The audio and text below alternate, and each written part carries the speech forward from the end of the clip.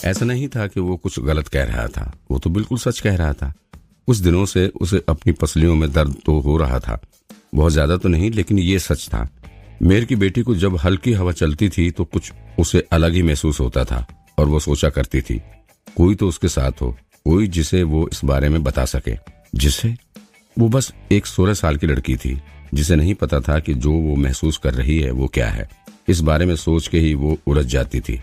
पहले तो उसे लगा था कि टाइम के साथ ये भाव चला जाएगा, लेकिन अब तो दर्द और ज्यादा बढ़ने लगा था। वो इस बारे में किसी को कुछ बता भी नहीं सकती थी। जब उसने किसी से इस बारे में कभी कुछ कहा ही नहीं तो इसे कैसे पता चला। वो इस स्कूल में भी यही सोचकर आई थी कि अपनी उलझन को सुलझाकर वो अपनी ट्रेनिंग पर ध्यान लगा सकेगी। विपिन बड़े ही धीरे से बोला, मैं एक टीचर हूँ, तुम्हारे पोज से ही बता सकता हूँ। सच तो ये था कि किसी के पोज से ऐसा कुछ बता पाना नामुमकिन था। स्वर्ग की लाइब्रेरी सच में जादुई तोहफा है। जब तक किसी में कोई कमी है वे उसकी किताब में दर्ज होगी, चाहे उस कमी का कराटे से कोई लेने देना हो या नहीं। और क्योंकि उसने सारी कमियां पढ़ी थी इसलिए वो हैरान था। क्या कोई इलाज है? रेनू ने शर्म से सिर झुकाकर पूछा। वो तो उसकी चालबाजी पकड़ने आई थी, यहाँ तो उसी को शर्मिंदा होना पड़ रहा है। तरीका तो है, कल क्लास में आना, मैं वहीं बताऊंगा। विपिन ने पीछे हटते हुए कहा। वाकई रेनू हैरान थी। उसे अपनी तकलीफ के बारे में बहुत अच्छे से पता था, इसी कारण वो हमेशा गुस्से में रहती थी और चिड़चिड़ी भी। उसे तो लगा कोई इलाज नहीं है इस उलझन का। उसने सपने में भी नहीं सोचा था कि स्कूल में एक ऐसा टीचर उसकी तकलीफ इतनी आसानी से समझ पाएगा और उसे इलाज भी देगा। विपिन ने कड़क आवाज में कहा, अगर तुम्हें भरोसा नहीं है तो तुम किसी दूसरे टीचर से पढ़ सकती हो। रेनू ने जल्दी कहा, नहीं, मैं आपसे ही पढ़ूंगी। उसे स्कूल आए 2 ही दिन हुए थे, कोई डॉक्टर इलाज नहीं बता पाया था, लेकिन विपिन ने एक नजर में ही बता दिया वो वाकई एक अच्छा टीचर था। नजर मणि, क्या तुम अभी भी उसे रखना चाहोगी? विपिन ने मणि की ओर उंगली करते हुए कहा। रेनू को अब मणि का ध्यान आया। मणि के अंदर यहाँ हुई सभी बातें दर्ज हो गई होंगी। अगर कोई भी बात स्कूल में फैल गई तो वो मुंह दिखाने लायक नहीं रहेगी। नहीं, थोड़ा सा जोर लगाकर उसने मणि तोड़ दी। फिर उसने विपिन को देखा। वो गुस्से में तो नहीं था, लेकिन उसके चेहरे पर रहस्य का भाव था। उसने मणि छुपाई थी, फिर भी वो पकड़ी गई। ऐसे काबिल इंसान के 0 नंबर कैसे आ सकते हैं? शायद सच में इसे मशहूर होने ना होने से कोई फर्क नहीं पड़ता। कई महान लोगों की भी सोच यही होती है। इसी विचार के साथ ही रेनू के दिमाग में विपिन का नाम धोखेबाज से हटकर दुनिया के महान एक्सपर्ट की सूची में जुड़ गया। विपिन ने देखा कि उसने एक और स्टूडेंट बना लिया है। वो बोला, अपना टोकन ले जाओ, तुम्हें बिस्तर और किताबें मिल जाएंगी, साथ ही तुम्हें अपने रहने का भी इंतजाम करना पड़ेगा। क्लास कल से शुरू होगी। अचानक एक जोर की आवाज हुई और एक आदमी दौड़ा चला आया। वो हट्टा कट्टा था और खतरनाक भी लगता था। मैडम, उसने रेनू को झुककर कहा। अंकल, आप क्यों आए हैं? ये रेनू का नौकर ही था जिसे उसके दोस्त ढूंढने गए थे। वो बस रेनू को स्कूल छोड़कर जाने ही वाला था कि रेनू के दोस्तों ने उसे बताया कि रेनू 0 नंबर वाले टीचर की स्टूडेंट बनना चाह रही है और उसी टीचर ने रेनू से सफाई भी करवाई है। इतना सुनकर नौकर गुस्से से लाल हो गया। मैडम मेयर साहब की लाडली बेटी है। घर पर किसी की इतनी हिम्मत नहीं कि मैडम को कोई हुक्म दे, और इसने उसे सफाई करने के लिए कहा। बाथरूम की सफाई? इस आदमी की इतनी जुर्रत! अगर ये एक अच्छा टीचर भी हो तो भी ऐसा करने का किसी को हक नहीं, लेकिन इसने तो एक स्टूडेंट को लगभग पागल ही कर दिया था। मैडम इसकी स्टूडेंट कैसे बन सकती है?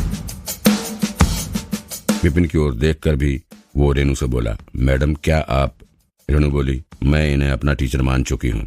इतना सुनते ही वो विपिन की कॉलर पकड़कर बोला, मैडम का नाम वापस लो अभी, और फिर उनसे माफी मांगो, नहीं तो मैं पूरे स्कूल में सबको बता दूंगा तुमने एक छोटी लड़की पर जादू किया है। जादू कर दिया?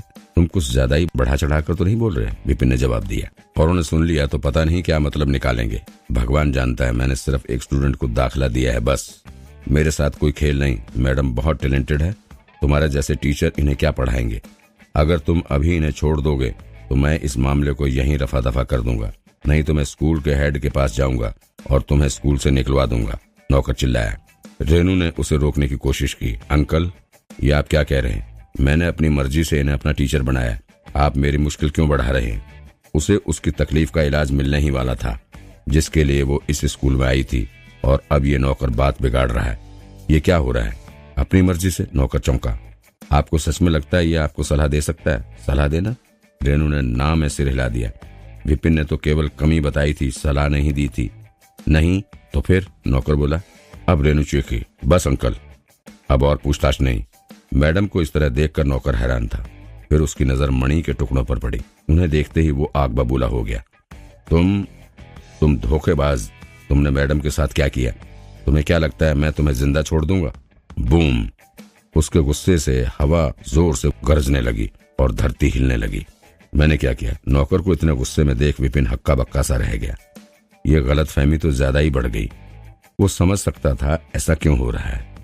आखिरकार बिना सलाह दिए उसने रेनू को उसका स्टूडेंट बनने के लिए मना लिया था और वो शर्मा भी रही थी। मणि के टुकड़े जमीन पर बिखरे पड़े थे। साफ झलक रहा था कि सबूत मिटाने की कोशिश की गई थी। ये सब इसी बात की ओर इशारा कर रहे थे कि कुछ तो गड़बड़ थी। विपिन को कामुक, पागल और बेशरम न जाने क्या क्या नाम दिए जा रहे थे। अंकल, आप क्या सोचकर ये सब बोल रहे हैं? अगर आप ऐसे ही बात करेंगे तो मैं आपको फिर कुछ नहीं बताऊंगी। अंकल को इतना गुस्से में ऐसी बातें करते देख ये अंदाजा लगाना मुश्किल नहीं था कि वे क्या सोच रहे थे। वो शर्म से पानी पानी हो गई थी। वो अभी छोटी थी, इस तरह की अफवाह उसका नाम बिगाड़ सकती थी। रेनू के टोकने पर नौकर को शांत होना ही पड़ा। मैडम, रेनू क्लास से बाहर जाते हुए बोली, चलिए मेरे रहने का इंतजाम करते हैं, मुझे कल क्लास में भी आना है। रेनू किसी भी हालत में अपनी कमी के बारे में नहीं बताना चाहती थी। अगर वे इसी तरह से पूछताछ करते रहे तो जरूर बताना पड़ता। ऐसी बात वो किसी से भी कैसे कह सकती थी? जब कोई बहाना ना मिलने पर वो केवल यही कह सकती थी कि उसने खुद ही विपिन को अपना टीचर चुना है। नौकर भी विपिन की ओर घिनौनी नजर से देखता हुआ रेनू के पीछे चल दिया। वो अभी भी विपिन की जान लेना चाह रहा था। अगर रेनू ने ना रोका होता वो उसे मार चुका होता। मैंने क्या किया है? नौकर को घूरते देख विपिन हैरान था। मैंने तो सिर्फ एक स्टूडेंट बनाया है, कोई जुर्म तो नहीं किया। नौकर तो ऐसे बोल रहा था जैसे मैं ही सारी फसाद की जड़ हूँ। उसने कुछ गलत नहीं किया। जाने दो, अभी भी टाइम बचा है। देखते हैं शायद कुछ और स्टूडेंट मिल जाएं। जितने ज्यादा होंगे उतने साधन मिलेंगे। स्कूल में टीचर कई लेवल के थे। हर साल उनका मूल्यांकन होता था, जिसमें उनके पास कितने स्टूडेंट थे, उनमें कितना सुधार हुआ, उनका रिजल्ट कैसा आया। इस तरह के कई गुण देखकर टीचर को अगले लेवल में प्रमोट किया जाता था। जिसका जितना ज्यादा लेवल होगा उसे उतने ही ज्यादा साधन मिलेंगे और उसके स्टूडेंट को उतनी ही मदद हो जाएगी। मतलब टीचर और स्टूडेंट साथ साथ अगले लेवल पर जाने के काबिल बनेंगे। अगर उसे सुधरना है तो उसे और स्टूडेंट बनाते रहना होगा। आरव, दुखी मत हो। सिर्फ वर्मा सर ने ही तुम्हें रिजेक्ट किया है। तुम्हें अब भी कोई दूसरा टीचर मिल सकता है। दो लड़के फुटपाथ पर खड़े बात कर रहे थे। आगे खड़ा लड़का दूसरे लड़के को दिलासा दे रहा था। अतुल, तुम उनके स्टूडेंट बन गए हो। तुम्हें क्या पता रिजेक्ट होना क्या होता है? आरव मुंह सिकोड़कर बोला, ऐसा मत बोलो। इस स्कूल में और भी कई अच्छे टीचर हैं। सिर्फ वर्मा सर ही नहीं है अकेले। वो नहीं तो किसी और के स्टूडेंट बन जाओ। वर्मा सर नहीं, तुम्हारे लिए ये कहना आसान है। हम बचपन से ही भाला चलाना सीख रहे हैं। अब तो ये हमारे शरीर का एक हिस्सा बन गया है। इसे छोड़कर हम कोई नई तकनीक नहीं सीख सकते। इस स्कूल में भाला एक्सपर्ट वर्मा सर ही हैं। तुम्हें तो उन्होंने स्टूडेंट बना लिया और मुझे रिजेक्ट कर दिया। मैं कैसे दुखी ना हूँ? आरव उदासी से बोला। वो तो अतुल को कुछ समझ नहीं आ रहा था कि वो क्या कहे। स्कूल में टीचरों की अलग अलग एक्सपर्ट तकनीक थी। कोई पोज में माहिर था तो कोई तलवार में। वर्मा सर भाले में एक्सपर्ट थे। वे स्कूल के बेहतरीन टीचरों में से थे। दोनों ने एंट्रेंस उन्हीं का स्टूडेंट बनने की इच्छा से दिया था, लेकिन एक पास हो गया तो दूसरा फेल। फेल होने वाले का दुखी होना स्वाभाविक था। वो देखो, वहाँ एक क्लास है, चलो चलकर देखते हैं। एक क्लास देखकर अतुल ने आरव की उदासी दूर करने के लिए कहा। आरव ने मना करते हुए कहा, मुझे नहीं जाना। चलो एक बार देख तो लो, क्या पता ये टीचर भी भाले चलाना जानता हो। अतुल ने समझाया। वैसे भी देखकर आने में तो कोई हर्ज नहीं है। आरव नहीं जाना चाहता था, लेकिन फिर भी अपने दोस्त की बात मानते हुए उसके पीछे चल दिया। चलो। उस क्लास में विपिन ही बैठा था। वो और स्टूडेंट्स को ढूंढने बाहर जाने ही वाला था कि उसने दो लड़कों को अंदर आते देखा। अतुल बोला, नमस्ते सर। विपिन चौंक कर बोला, क्या तुम टीचर से मिलने आए हो? अतुल आगे बोला, हाँ, ये मेरा दोस्त है। ये बहुत टैलेंटेड है, खासकर भाला चलाने में। बचपन से ही इसने कई कंपटीशन में हिस्सा लिया है और सभी में जीत हासिल की है। मैं आशा करता हूँ कि आप इसे अपना स्टूडेंट बनाएंगे। आरव अतुल के हाथ खींचते हुए धीरे से बोला, अतुल। अतुल ने पीछे मुड़कर पूछा, क्या? आरव नाखुश होकर बोला, आसपास देखो। क्लास बहुत ही छोटी थी, सिर्फ 10 बच्चों के ही लायक। ये तो वाकई कुछ ज्यादा ही छोटी थी। क्लास का साइज टीचर की काबिलियत पर निर्भर करता था। अच्छे टीचर की क्लास तो फुटबॉल मैदान की जितनी भी बड़ी हो सकती थी, जिसमें कई सौ बच्चे आ जाएं, उसके मुकाबले तो ये एक मुट्ठी भर ही थी। टीचर भी खराब होगा इस हिसाब से।